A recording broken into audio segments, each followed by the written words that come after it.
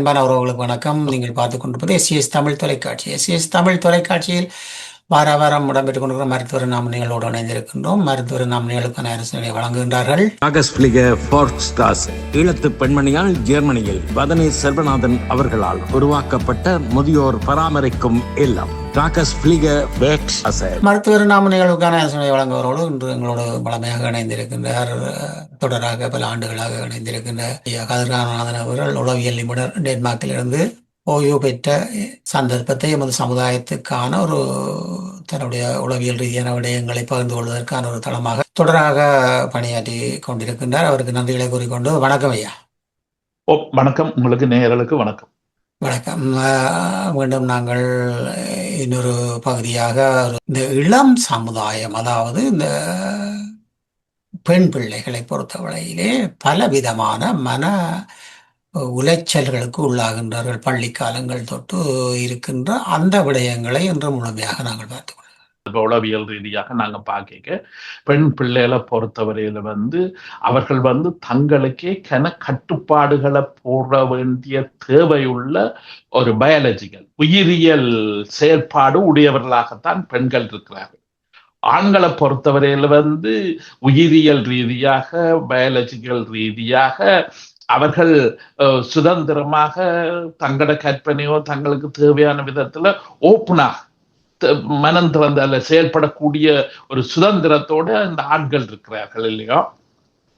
அப்ப இந்த ஆண் பிள்ளைகளுக்குரிய உளவியலுக்கும் பெண் பிள்ளைகளுக்குரிய உளவியலுக்கும் இடையில பெரிய வித்தியாசம் இருக்கு. ஏன்னா பொம்பளை பிள்ளைகள் என்று சொல்றவ உயிரியல் ரீதியாக அவையிட்ட இருக்கின்ற இயற்கையான வாய்ப்பு வசதி என்று சொல்றது ஆண் பிள்ளைகள்கிட்ட வேற விதமாக இருக்கு. பாலியல் சம்பந்தமான விஷயங்களை இதுல நாங்கள் முக்கியத்துவம் கொடுத்து பார்த்தோம் என்று சொன்னால் இந்த பாலியல் விஷயத்திலே பெண் பிள்ளைகளுக்குத்தான் பெரிய கஷ்டமாக இருக்கின்றது. அந்த பாலியல் உணர்வுகளை, பாலியல் தேவைகளை, பாலியல் விருப்பங்களை எல்லாவற்றையும் நிர்ணயிக்கிறது, அதாவது நிர்வாகப்படுத்துறது அவர்களுடைய தனி கையில தான் இருக்கு. அதற்கு யாரும் துணை பெறதோ அதற்கு யாரும் துணை போறதோ பெரிய கஷ்டம். ஏனென்று சொன்னா அது அவர்களுடைய ஆழ்மனம், உள்மனம், அவை இந்த இயல்பூக்கம் என்று சொல்றது, இன்ஸ்டிங் என்று ஆங்கிலத்தில் சொல்லுவார்கள். இந்த இயல்பூக்கம், அந்த இயல்பூக்கம் என்று சொல்லப்படுற அந்த உணர்வு மிக அடிப்படையான உணர்வு. இந்த 11 வயது காலகட்டத்துல இயல்பூக்கம் அப்பதான் வேலை செய்ய ஆரம்பிக்கின்றது இல்லையா? சுரப்பிகள், அந்த சுரப்பி நீர்கள் புதிதாக வேலை செய்ய ஆரம்பிக்கின்ற வயது இல்லையா? அப்ப இதனால ஆம்பளை பிள்ளை பொம்பளை பிள்ளை 2 பேருக்கும் பொருந்தும். அந்த இயல்பு செயல்பாடுகள், அந்த சுரப்பி நீர்கள் சுரப்பது, இதுகள் எல்லாமே 1 வயது 2 வயது வித்தியாசம் இருக்கே ஒழிய மற்றபடி 2 பாலாருக்கும் அது பொருந்தும். ஆனா இதுல மிக கூடுதலான பொறுப்பும் கடமையும் அவதானமும் கட்டுப்பாடும் இந்த பெண் பிள்ளைகளுக்கு இருக்க வேண்டிய தேவை இருக்கின்றது இல்லையா? உதாரணமாக இன்றைய நவீன சமூகத்துல மாத்திரமல்ல, பழைய கால சமூகத்துல கூட இந்த பிரச்சனை வலு கவனமாக கலாச்சார விழுமியங்களாக பல துறைகளில அது பேணி பாதுகாக்கப்பட்டு வந்தது. ஆக பழைய காலங்களை நாங்க பார்க்க போனோம்டா, எங்கட யுத்தத்துக்கு அதுக்கு முந்தின காலகட்ட அந்த பழைய பரம்பரையை நாங்க பார்க்க போனோம் என்று சொன்னா, உதாரணமாக அந்த பிள்ளைகளை பாடசாலைக்கு விடுவார்கள். கிட்டத்தட்ட அந்த பிள்ளைகள் 5ஆம் வகுப்பு 6ஆம் வகுப்பு வர்ற காலத்துல அவர்களுக்கு 10-11 வயது வர்ற காலகட்டம் அதோடைய பாடசாலையால் நிறுத்தி விடுவார்கள் இல்லையோ? பூப்படைதல் என்று சொல்லப்படுற அந்த நிகழ்வு நடந்ததுக்கு பிறகு அவர்களை பாடசாலைக்கோ அல்லது பொது இடங்களுக்கோ அந்த பெரிய ஆக்களுடைய கண்காணிப்பு இல்லாம, பெரியவர்கள் தகப்பனோ அல்லது அவர்களுக்கு சொந்தக்கார மாமா மச்சாள் யாரோ மாமி யாரோ ஒரு பெரியாளின் கண்காணிப்பு துணையோட வெளியில போகலாம், வரலாம், எல்லாம் செய்யலாமே ஒழிய தனியாக விடுவது கிடையாது. அது அந்த காலகட்டத்தில இருந்து ஒரு பழைய விழுமியமாக, பழைய கட்டுப்பாடாக இருந்தது. ஆனா அந்த செயல்பாடுகள், அந்த விழுமியங்கள் காலப்போக்கில 70ஆம் ஆண்டுகள் என்று நாங்க சொல்ல, எங்களோட சமூகத்துல பொருளாதார ரீதியாக, அரசியல் ரீதியாக, கலாச்சார இன உணர்வு ரீதியாக பல மாற்றங்கள் நடந்த காலம் இந்த 70ஆம் ஆண்டு காலகட்டம் இல்லையோ. அப்ப இந்த 70ஆம் ஆண்டு காலகட்டத்தில் சமத்துவமான சிந்தனை மெதுவாக துளிர்விட ஆரம்பிக்கிறது. அந்த சமத்துவமாக ஆம்பளை பிள்ளை பொம்பளை பிள்ளை இருக்கணும், பொம்பளை பிள்ளையின் சுதந்திரமாக பல்கலைக்கழகம் மட்டும் போகணும், பல்கலைக்கழகம் மட்டும் படிக்க வேணும், தொழில் செய்ய வேணும், தொழில் சந்தைக்கு வர வேணும், அந்த மாதிரியான ஒரு சிந்தனை அறிவு பக்குவ நிலை அந்த காலகட்டத்துல உருவாகுது. இந்த விடயம் வெறும் பாடசாலை படிப்பு கல்வி இதுகள் மாத்திரமண்டல்ல, அல்ல தொழில் செய்யற விஷயம் மாத்திரமண்டல்ல.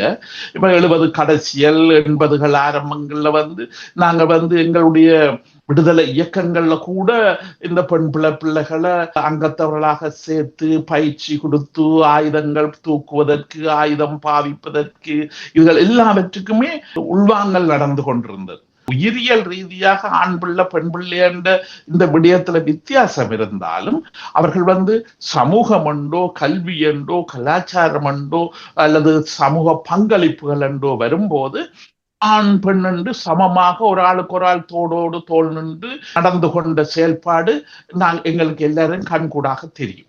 அதே நேரத்துல இயக்க அமைப்புகள் இவர்கள் கூட தங்களுக்கு சில கட்டுப்பாடுகளை, சில கருத்து ரீதியான விளக்கங்களை தங்களுக்குள்ள வைத்திருந்தார்கள் இல்லையா. அப்ப அந்த விளக்கங்கள் இதுகள் எல்லாவற்றைக்கும் இந்த ஆண் பெண் வித்தியாசம் என்று சொல்லப்பட்ட விஷயம் சமப்படுத்தப்பட்டதே ஒழிய ஒரு தரையும் ஓரங்கட்டே இல்லை, ஒரு தரையும் ஓரங்கட்டி வெளியே அனுப்பி இல்லை. அந்த வெளி இல்ல நீங்க பொம்பளை பிள்ளைகள் இதுக்குள்ள வரக்கூடாது, உங்களுக்கு இதுக்கும் பகு தூரம் அப்படி இப்படின்னு சொல்லி அவர்களை ஓரங்கட்டி இல்லை இல்லையோ. அவர்களுக்கு வழிகாட்டல்களை கொடுத்து, அவர்களுக்கு சில செய்திகளை கொடுத்து, கருத்துக்களை கொடுத்து, எல்லாவற்றையும் கொடுத்து நீங்க தனி போரணியாக நீங்க வந்திருங்க. ஆம்பளை பிள்ளைய தனி போரணியாக இருப்பார்கள். சில இடங்களுக்கு போகும்போது 2 பகுதியுமே இணைச்சு, இந்த பகுதி நீங்க பொறுப்பு, அந்த பகுதி அவர்கள் பொறுப்பு, இப்படி பல விஷயத்துல பல முயற்சிகள் அந்த நேரத்துல நடந்து கொண்டு இருந்தது. அப்ப இந்த விடயத்துல பெண்களுடைய பிரச்சனையை 2 பெரும் பிரிவாக பிரிச்சு பார்க்க வேண்டிய தேவை இருக்கு. ஒன்று உடலியல் உயிரியல் ரீதியாக அவர்கள் எப்படி இயற்கையில இருக்கிறார்கள். அடுத்தது சமூகம் என்னென்ன விழுமியங்களை, என்னென்ன கொள்கைகளை, செயல்பாடுகளை கொடுத்து அவர்களையும் பங்காளிகள் தேவைகள், சமூகத்தின் வளர்ச்சிகள் எல்லாவற்றுக்கும் பங்காளிகள் ஆக்கினது. ஏன்னா இப்ப இதுகள் எல்லாத்துக்கும் அடிப்படையான விஷயம் என்னென்று சொன்னா, ஈழத்தமிழர் என்று சொல்ற நாங்கள் இயற்கையாகவே நாங்கள் சிறுபான்மையினர் இல்லையோ. அப்ப இந்த சிறுபான்மையினர் என்று சொல்லும் போது எங்கள்கிட்ட உள்ள மனித வளம், மனித சக்தி என்று சொல்றது எதிராளியினுடைய மனித சக்தியோட பாக்கிய குறையும். அவர்கள் மனித சக்தி என்றது நிறைய இருக்கு, தாராளமாக இருக்கு இல்லையோ. அதை சமப்படுத்துவதற்கு பெண் பிள்ளைகளும் அதுல சரியாக இணைக்கப்பட்டு சரியான முறையில செயல்படுத்தப்பட்டார்கள். அதற்கூடாகத்தான் நாங்கள் அந்த எதிராளிக்கு சமமான முறையில நாங்கள் எங்கட போராட்ட நேரத்துல எங்கட போராளிகள் எல்லாரையும் தைரியமாக வச்சிருக்க கூடியதாக இருந்தது. அப்ப இது காலத்தின் தேவை. யுத்தம் என்று தொடங்க முதல் நாங்க என்னதான் பிள்ளைகள் படிச்சிருந்த பொம்பளை பிள்ளைகள் படிச்சிருந்தாலும் இந்த ஆண் பெண் என்ற முறையில தான் நாங்க பெண் பிள்ளைகள் வீட்டு வேலைகள் பார்க்கறது, அம்மாவுக்கு உதவி செய்யறது, அம்மாவோட இருக்கிறது, ஆம்பளை பிள்ளைகள் வயலுக்கு போறது, கடலுக்கு போறது, வெளி வேலை செய்யறது, பொருளாதாரத்தை எடுத்து உழைச்சு கொண்டு வர, அப்படி ஒரு மேலோட்டமான ஒரு தெளிவான வித்தியாசத்தை வச்சிருந்த நாங்கள் இல்லையா. அப்ப அந்த வித்தியாசங்கள் இதுகள் எல்லாம் இந்த போரண்ட ஒரு விஷயம் எங்களுக்கு நிர்பந்திக்கப்படும் போது, கட்டாயமாக்கப்படும் போது, அது எங்களுக்கு திணிக்கப்படும் போது, அந்த இடத்துல நாங்கள் இந்த பழைய வளமையான கலாச்சார விழுமியங்கள் எல்லாவற்றையும் மாற்றி அது காலத்துக்கு, இடத்துக்கு, நேரத்துக்கு தக்க மாதிரி மாற்றி அமைக்க வேண்டிய தேவை வந்தது. அப்ப இதனாலதான் இப்ப எங்கட சமூகத்துல பெண் பிள்ளைகள் என்று சொல்றவர்கள் நல்ல தைரியமாக சமூக பொறுப்பு உள்ளவர்களாக அதுக்குள்ள வந்தார். இப்ப இந்த இடத்துல புலம்பெயர் நடந்து இந்த வாழ்க்கை இங்க பார்த்தோம் என்று சொன்னா, இப்ப நாங்கள் எங்கட போர் சூழலுக்காக எங்கட பெண் பிள்ளைகள் ஆண் பிள்ளைகள் இவர்கள் 2 பேரும் சமமாக ஒரு ஆளுக்கு ஒரு ஆள் மரியாதை கொடுத்து கனம் பண்ணி இங்க முதலாளித்துவ பொருளாதாரம், முதலாளித்துவ சமூக கட்டுமானங்கள், அப்ப இவர்கள்ட்ட வித்தியாசமாக இருக்கு இங்க சமூக கட்டுமானங்கள் இல்லையோ. அப்ப இவர்களுடைய சமூக கட்டுமானத்தை பொறுத்தவரையில அது போர் மாதிரி எங்களுக்கு கட்டாயமாக இருந்த ஒரு விடயம் இவர்களுக்கு இல்லை. இவர்களுக்கு வந்து இருந்த கட்டாயமான இந்த பெரிய விஷயம் என்னன்னு சொன்னா தொழிற்சாலைகள் எல்லாமே உலக சந்தைக்கு தான் பொருள்களை செய்து அனுப்புவார்கள்.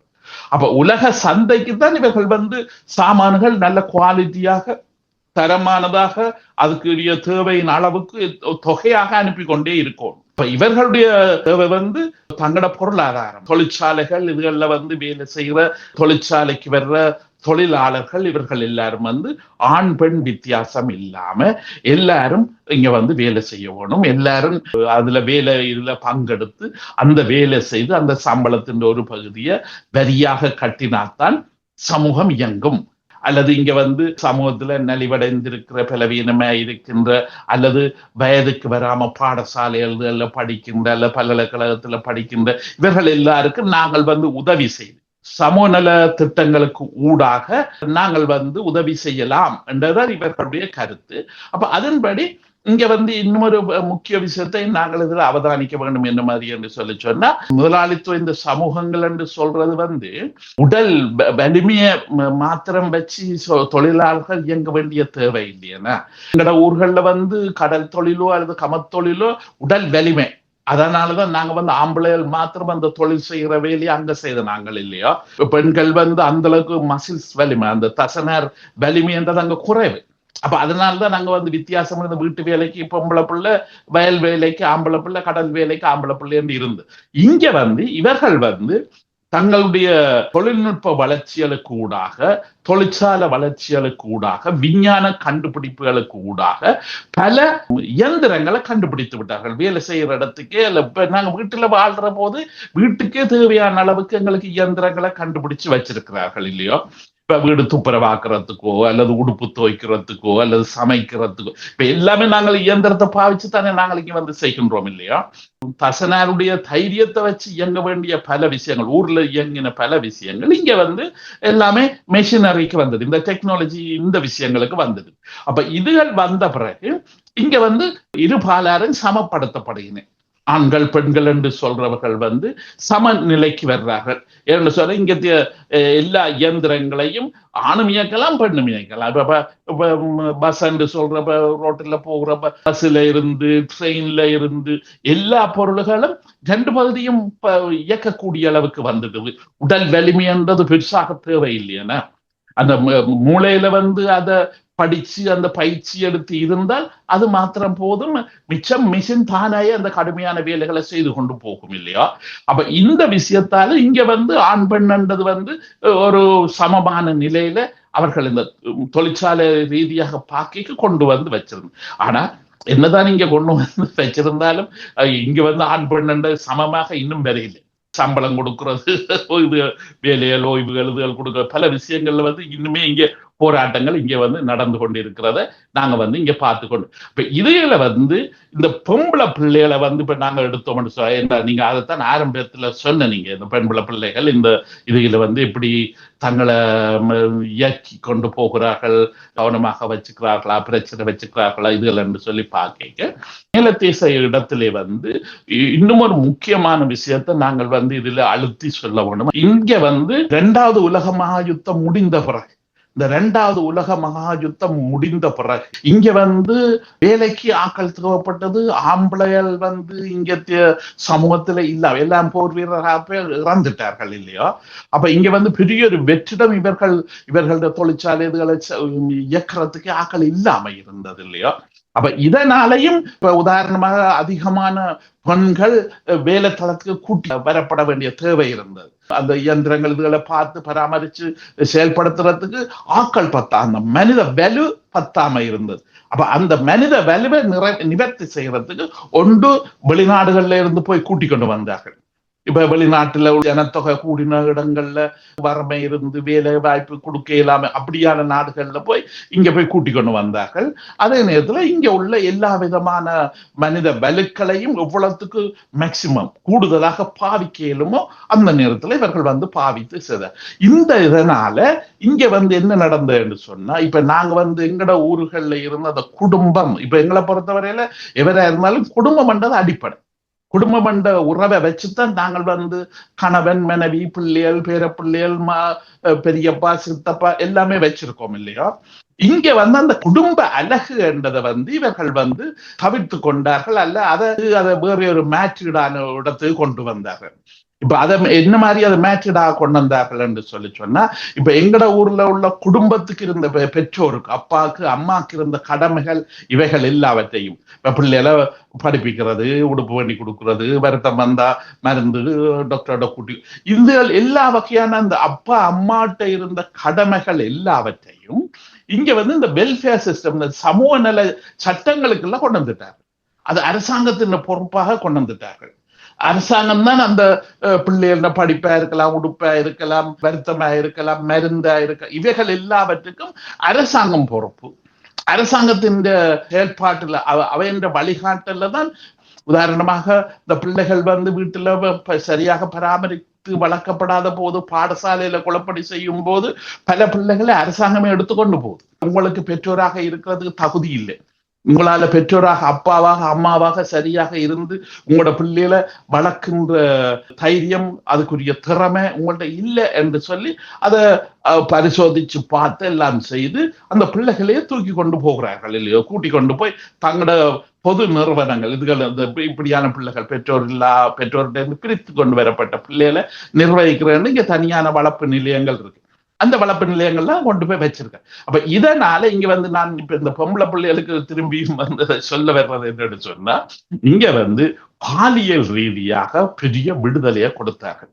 இப்ப நாங்க எங்கட சமூகத்துல வந்து பாலியல் என்று சொல்லப்பட்ட விஷயத்துக்கு கன கருத்துகள் வச்சுக்கிறோம், கன தியறியல் வச்சுக்கிறோம். கற்பு மாறக்கூடாது, கற்போட இருக்கணுமா, அப்படி பல சிந்தனைகள் பல விளக்கங்கள் எல்லாமே அங்க நாங்க வச்சிருக்கோம் இல்லையோ. இங்க வந்து அது எல்லாமே உடப்பட்டு போச்சு. அது வந்து ஒன்றுமே இங்க வந்து இல்லாம இப்ப இங்க வந்து குறிப்பாக சின்ன உதாரணமாக சொல்றேன்னு சொன்னா, பாலியல் ஒரு பாடசாலை கல்வியாக வச்சுக்கிறார்கள். அது எல்லோருக்குமே தெரிஞ்ச விஷயம் இல்லையோ. பாலியல் என்று சொல்லப்பட்ட விஷயத்த வந்து பாடசாலை கல்வியாக இப்ப 6ஆம் வகுப்பு 7ஆம் வகுப்புல அதை வந்து கொடுக்கிறார்கள் இல்லையோ. அப்ப அந்த கல்வியலை வச்சு இப்ப இந்த பாலியல் விஷயத்த நான் ஆரம்பத்துல கூறின மாதிரி பெற்றோரோ அல்லது பெற்றோரோட இருக்கின்ற பெரியவர்கள் தான் பூப்படைந்த பிள்ளைகளை வெளியில கூட்டி கொண்டு போனா என்ன, கோயில் திருவிழாக்கு போனா என்ன, சினிமா தியேட்டருக்கு கூட்டி கொண்டு போனா என்ன, டவுனுக்கு உடுப்பெடுக்க போனா என்ன, எங்க போனாலும் ஒரு பெரியவையோட தான் சேர்ந்து போகணும். இந்த குமர் பிள்ளைகளை அது இந்த பொம்பளை பிள்ளைகளை தனியாக விட மாட்டார்கள் இல்லையோ. ஆனா இங்க வந்து அந்த வெளியில இருந்து போடுற கட்டுப்பாடு, கவனமெடுப்பு இதுகள் எல்லாவற்றையும் இங்க கல்வி கூடாக அந்த பிள்ளைகளிட்டே கொடுத்து விடுறார்கள். நீங்கள் தான் உங்களுக்கு பொறுப்பு, உங்களை பாதுகாக்கிறதுக்கு உங்களுடைய அம்மாவோ அப்பாவோ மாமியோ மச்சாலோ இங்க ஒரு தரம் பெற மாட்டுது. அவை ஒரு தரம் உங்களை முடிவெடுக்கலாம், அவை ஒரு தரம் உங்கள வந்து கட்டுப்பாடு போடலாம். அவைகளில் எல்லாரையும் பற்றி நீ வந்து யோசிக்க கூடாது, நீ அதை பற்றி சிந்திக்க கூடாது. நீதான் உன்னுடைய உணர்வையும் உன்னுடைய வாழ்க்கையையும் உன்னுடைய விருப்பத்தையும் உன்னுடைய கல்வியல் உன்னுடைய எதிர்காலம் எல்லாவற்றுக்கும் நீதான் பொறுப்பாக இருக்க வேணும். அதுக்கு தேவையான கல்வியல் விளக்கங்களை உங்களுக்கு நாங்கள் தருகிறோம். இந்த கல்வி விளக்கங்கள் இந்த கல்வி விஷயங்களோட நீங்கள் வந்து ஆண் பெண் என்று சொல்ற வந்து நீங்கள் உங்களோட உணர்வுகளை வந்து எப்படி பாவிக்க வேணும், எப்படி பாவிக்க கூடாது, எந்த இடத்துல அது வந்து நீங்க வந்து திருப்தி அடைய வேணும், எந்த இடத்துல திருப்தி அடையக்கூடாது, அப்படி இல்லை என்று சொல்லி அதுகளை சில இடங்கள்ல வந்து 18 வயதுக்கு உட்பட்ட இந்த பிள்ளைகளை பொறுத்தவரையில வந்து பல பாடசாலைகள்லயே நர்ஸ் மருத்துவச்சியர் அங்க வந்து இருக்கிறார்கள் இல்லையோ. பாடசாலைகள்ல அவர்களையும் கிழமைக்கு ஒரு அல்லது 2 கிழமைக்கு ஒருக்கா அந்த ஒவ்வொரு பாடசாலைக்கும் போய்கொண்டிருப்பார்கள் இல்லையோ. அப்ப அந்த அவர்கள் வந்து இந்த பாலியல் கல்விக்கு மேலாக கருத்தடை பொருட்கள், கருத்தடை விஷயங்களை பற்றிய விளக்கங்கள், அது தேவையான ஆட்களுக்கு அதை இலவசமாக கொடுக்கின்ற உதவிகள், வாய்ப்புகள், இதுகள் எல்லாமே இவங்க வந்து பல நிதானமாக செய்து கொடுத்து வைத்திருக்கின்றார்கள் இல்லையோ. இப்ப உதாரணமாக நான் வந்து இது ஆரம்பத்துல நாங்க வந்து பார்க்க வந்து இந்த பிரச்சனை வந்து வேலைகளுக்கு பல இடங்கள்ல வந்தது. பல உள்ளூர் அரசாங்கங்கள் என்ன கூப்பிட்டு கூப்பிட்டு இந்த விஷயங்களை பற்றி கதைச்சது. சில இடங்கள்ல பெரிய சிக்கல்களே வந்தது. உதாரணமாக வயது வந்த பொம்பளை பிள்ளைகள் வந்து இப்ப பூப்படைந்தால் இப்ப எங்கட ஊர்கள்ல சில சில சமூகத்துல சில சில கிராமங்கள்ல சில சில நகரங்கள்ல வந்து சமூகத்தை கூப்பிட்டு சொந்தாக்களை கூப்பிட்டு ஒரு சின்ன விழா வைக்காம விட மாட்டேன் வழியில இல்லையா. அப்ப அந்த மாதிரியான தன்மை இங்க வந்து ஆரம்பத்துல இருந்து இப்ப அதுகள் எல்லாம் மாறி இப்ப எல்லாம் பல முன்னேற்றங்கள் வந்துடுது எங்களோட மக்கள்கிட்ட. ஆனா ஆரம்பத்துல இது வந்து பெரிய சிக்கலாக இருந்தது. அப்ப இந்த சிக்கல் வந்து பாடசாலைக்கு பொறுப்பான பாடசாலை ஆசிரியருக்கோ அல்ல அந்த குடும்பத்துக்கு பொறுப்பான சமூக ஆலோசகருக்கோ இதுகளை பற்றி தெரியாது. ஏன் இந்த பிள்ளை இவ்வளவு நாள் ஒழுங்கா வந்தது படிச்சதுன்றது இப்ப கிழமை கணக்கா வேற இல்லை, என்னத்துக்கு விடுயினும் இல்லை, என்னத்துக்கு விடாம வீட்டுக்குள்ள வச்சுக்கணும் அப்படி இப்படின்னு சொல்லி அவர்களுக்கு கணக்க வந்து அந்த குடும்பங்களோட போய் கதைச்சு சில பேர் வந்து இந்த விளக்கத்தை சொல்லுவார்கள். அந்த விளக்கத்தை சொல்லி அவர்கள் சொல்லுவார்கள், நீங்க என்ன மாதிரியா செய்தாலும் பிள்ளைங்க படிப்பு வந்து அவை இந்த எதிர்கால வளர்ச்சி வந்து முக்கியம். பாடசாலைக்கு வந்தாதான் மற்றவையோடு சேர்ந்து அந்தந்த நாள்ல அந்தந்த பாடங்களை படிக்கலாம். ஒரு கிழமை 2 கிழமை இல்லை என்று சொன்னா சிலபஸ்ல கன விஷயத்தை விட்டுடுவினேன். கன விஷயத்தை இவைக்கு வந்து அந்த பாடங்களை படிக்கின்ற வாய்ப்பு இல்லை. அப்ப இவர்கள் ஒரு ஆளுக்காக அங்க வந்து திருப்பி படிப்பிக்க மாட்டார்கள். ஆனபடியினால நீங்க எப்படி இருந்தாலும் உங்களோட சம்பிரதாயங்கிறதுல உங்களுக்கு இல்லை, நீங்க வச்சிருங்க, உங்களோட இதோட வச்சிருங்க. ஆனா பிள்ளை வந்து மற்ற பிள்ளைகளோட சேர்ந்து சமமாக படிச்சு கொண்டு போகணும். அப்பதான் பரீட்சைகள் இதெல்லாம் நல்ல பருவங்களை பெறவோ எதிர்காலத்துல தன் கல்வியில வந்து நல்ல முன்னேற்றம் அடையவோ எல்லாத்துக்கும் முக்கியம் என்று சொல்லி அவர்கள் சொல்லி பல பேர் அதை ஏற்றுக்கொள்வார்கள். சில இடங்கள்ல அந்த சிக்கல்கள் வரும்போது நாங்களும் சில நேரங்கள்ல போய் அதில் பற்றி பேசி அதுகள் சம்பந்தமான விஷயங்களை சொல்லும் போது பல பேர் வந்து பிள்ளைகள் தான் எங்களை ஆக்களுக்கு சொத்து. இப்ப எங்கட பெற்றோரை பொறுத்தவரையில பிள்ளைக்காக எதுவும் செய்வார்கள் இல்லையா. அது ஒரு நல்ல ஒரு வரப்பிரசாதம் எங்க சமூகத்துல. நானும் அதால நிறைய கற்றுக்கொண்டிருக்கேன். எங்கட பெற்றோர் பிள்ளைகளுக்காக எல்லாம் செய்யறதுக்கு தயாராக இருக்கிறார்கள். சரி, தெளிவான விளக்கத்தை கொடுத்தா எல்லாம் செய்யறதுக்கு தயாராக இருக்கிறார்கள் என்று கன்னடத்துல நான் அதை கற்றுக்கொண்டேன். அப்ப அந்த விதமாக பெற்றோருக்கு இந்த விஷயங்களை சொல்லி நாங்க செய்யும் போது அவர்கள் வந்து பேர்ந்து வந்து இந்த பிரச்சனை நல்ல சுமூகமாக கையாண்டு கலாச்சார தங்களோட சொந்த விழாக்கள் இதுகளை வந்து தனியாகவும் பிள்ளைங்க படிப்பு கல்வி பாடசாலை போறது முக்கியமாகவும் வச்சிருந்து அவர்கள் வந்து அதுல நல்ல முன்னேற்றம் அடைந்து. இன்னொரு முக்கியமான விஷயம் என்னன்னு சொன்னா, வயது வந்து எங்கட இளம் பிள்ளைகள் பொம்பளை பிள்ளைகள் என்று நாங்க எடுக்கும் போது இப்ப இந்த பிள்ளைகளுக்கும் மேலத்தேச நாடுகள்ல உள்ள இந்த குமார் பிள்ளைகளுக்கு முடியல பெரிய வித்தியாசம் இருக்கு. அது இந்த முக்கியமான வித்தியாசம் என்னன்னு சொன்னா அது வந்து உயிரியல் ரீதியான கலாச்சாரமும் நாட்டுக்கு நாடு வித்தியாசப்படுறது இல்லை. எல்லாருக்கும் பொதுவானது அந்த வயதுல அந்த விடயங்கள் நடந்தே ஆகும் இல்லையா. அந்த இடத்துல இவர்கள் வந்து அதை வந்து பெருசுபடுத்துறேன். உதாரணமா இப்ப நாங்க வந்து முதலாவது பூப்படைந்த நேரத்துல வந்து அதை விழாவாக கொண்டாடுறோம் இல்லையோ.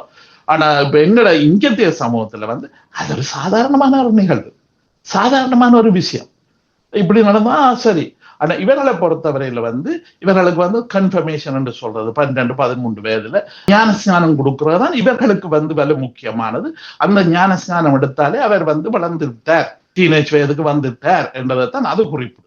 ஆனா எங்கட சமூகத்துல வந்து நாங்கள் வந்து ஒரு தாய் வழி சமூகம் என்று நாங்க பல முறையும் கதைச்சிருக்கோம், முன்னுக்கும் ஏற்கனவே கதைச்சிருக்கோம். அந்த தாய் வழி சமூகத்தை பொறுத்தவரையில வந்து இந்த பூப்படைதல் என்று சொல்றது வந்து இது வந்து ஒரு முக்கியமான ஒரு விழா.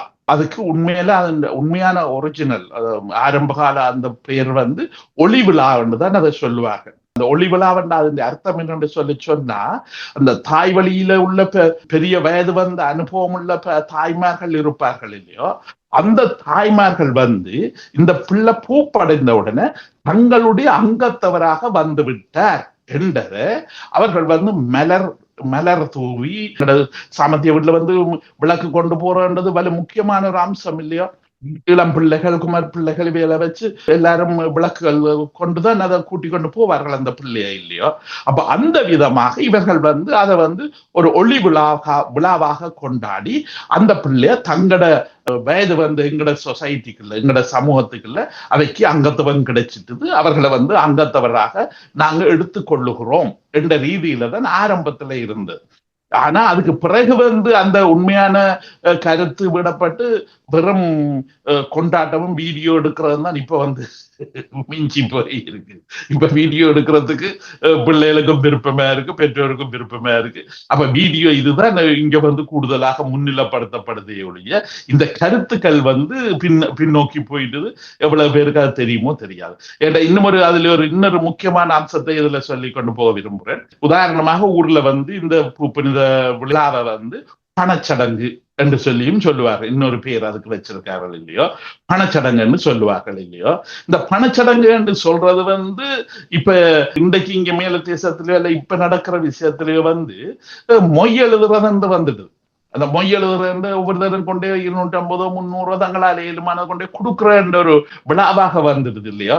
ஆனா அதல்ல எங்கட பண விழாவின் அர்த்தம். எங்கட பண விழாவின் அர்த்தம் என்னன்னு சொன்னா, அந்த நாள்ல பிள்ளை கண்டு எல்லோரும் காசு கொடுப்பார்கள், நகை கொடுப்பார்கள், எத்தனையோ பரிசுகள் கொடுப்பார்கள். இவைகள் எல்லாம் அந்த பிள்ளைக்கு சொந்தம். அந்த பிள்ளை அதை வச்சு தன் முதலீடாக வச்சு தான் பொருளாதாரத்துல எதிர்காலத்துல குடும்பத்தை அமைக்கிறதுக்கு தேவையான அடிக்கட்டுமானத்தை போடும். அதுதான் அதுல உண்மையான அர்த்தம். அப்ப அந்த இதுல அந்த பிள்ளை சொந்த காலில் நிக்கிற வாழ்க்கைய தொடங்கணும். அதுக்கு அம்மா அப்பா எல்லாரும் சப்போர்ட் பண்ணி கொடுக்கணும். அந்த பிள்ளைக்கு வர்ற காசை எடுக்கக்கூடாதவே. அந்த பிள்ளைன்ற பேர்லயே ஆடோ மாடோ கோழியோ வேண்டி அந்த பிள்ளைன்ற பேர்ல வச்சு வளர்த்து, இப்ப ஊர்ல நாங்க சில இடங்கள்ல கேள்விப்பட்டிருப்போம் இல்லையோ, இது பிள்ளைன்ற ஆட்டுக்குட்டி அல்லது பிள்ளைன்ற கிடாய்க்குட்டி, அவதான் நீங்க கேட்டு விலை பேசி கொண்டோனும். எங்கட வீட்டுல இருந்தாலும் அது எங்கட இல்லையான்னு சொல்லி அவன் காசு அவன் தேட்டம். இப்ப இது இப்படி பல விஷயங்கள். அப்ப இந்த இடத்துல எங்க மேல தேசத்துல இந்த பொம்பளை பிள்ளைகள் 2 கலாச்சாரத்துக்கு இடையில இருந்து பெரிய கஷ்டப்படுறத நாங்க பார்த்தனாங்க. ஆனா இப்ப 2வது 3வது சந்ததி வந்த பிறகு அவர்கள் ஊர் வளமைகள் இதுகள் எல்லாம் ஒரு வரையில விட்டுட்டு இங்க உள்ள தங்களுடைய மேல தேச விஷயங்களோட சேர்த்து புதுவிதமான கலாச்சாரத்துல தங்களை பாதுகாக்கிறதுல தங்களை தைரியமா வச்சுக்கிறதுல முன்னேற்றமாக இருக்கிறார்கள் என்றுதான் இப்ப என்னால பார்க்கக்கூடியது. ஆனா இதுலயும் குழப்பங்களுக்கு தேவையான அடுத்த முறை அதை பேசும். அடுத்த முறை நாங்கள் தொடர்ந்து பேசுவோம். இன்றைய இந்த மருத்துவர் நாம் நிகழ்விலே நாங்கள் பேசப்பட்ட முக்கிய விடயமாக இந்த பருவமடைந்த பெண்களை பற்றிய தகவலோடு அதோடு சேர்ந்த பல விடயங்களை ஸ்ரீகாரம் அவர்கள் உளவியல் நிபுணர் எங்களுக்கு தகவல்களை வழங்கியிருந்தார். இந்த நிகழ்வுக்கான ஆலோசனை வழங்கியவர்கள் ஈழத்து பெண்மணியால் ஜெர்மனியில் வதனி செல்வநாதன் அவர்களால் உருவாக்கப்பட்ட முதியோர் பராமரிக்கும் இல்லம். இந்த நிகழ்வுக்கான ஆலோசனை வழங்கியவர்களோடு இன்றைய டென்மார்க் கலையத்தின் ஒளிப்பதிவில் பணியாற்றிய ஐயா சர்க்குணம் ஐயா அவர்களுக்கும் அவரோடு இணைந்து பணியாற்றிய செல்வி சுமங்கலியா சதுராமநாதன் அவர்களுக்கு நன்றிகளை கூறிக்கொண்டு அடுத்த மருத்துவர் நாம் நிகழ்வோடு இணைந்து கொள்வோம். நன்றி கலந்து சிறப்பித்தமை. நன்றி, வணக்கம். நல்லதுறவுகளே, மீண்டும் அடுத்த வாரம் மருத்துவர் நாம் நிகழ்வோடு இணைந்து கொள்வோம். நன்றி, வணக்கம். ஈழத்து பெண்மணியால் ஜெர்மனியில் வதனி செல்வநாதன் அவர்களால் உருவாக்கப்பட்ட முதியோர் பராமரிக்கும் இல்லம். 1000க்கு மேற்பட்டவர்கள் பராமரிக்கப்பட்டு வருகின்றனர். இல்லத்தில் தங்கி வாழ்வோர் வீடு சென்று அழைத்து நாளாந்த பராமரிப்பு, மருத்துவ உதவி, உடல் பயிற்சி, சிறந்த உணவு வளங்கள், விளையாட்டு பொழுதுபோக்கு அம்சங்கள், சுற்றுலா அழைத்து செல்லல், இன்னும் பல உதவி சேவையுடன் மிளிர்ந்து நிற்கும் முதியோர் பராமரிக்கும் இல்லம். இங்கு வந்தவர்கள் தங்கள் இல்லங்களில் வாழ்வது போல் வாழ்வது இவர்கள் முகமலர்வில் தெரிகின்றது. தொடர்புகளுக்கு K. Vathani Selvanathan, Linden Strasse 16A 68 623 Hofheim. தொலை தொடர்புகளுக்கு 004913099103. கை தொலைபேசி 004162205124. முதியோர் பராமரிப்புக்கு இது ஒரு ஈழத்தமிழ் பெண்ணின் சாதனை. முதியோர் பராமரிக்கும் இல்லம்.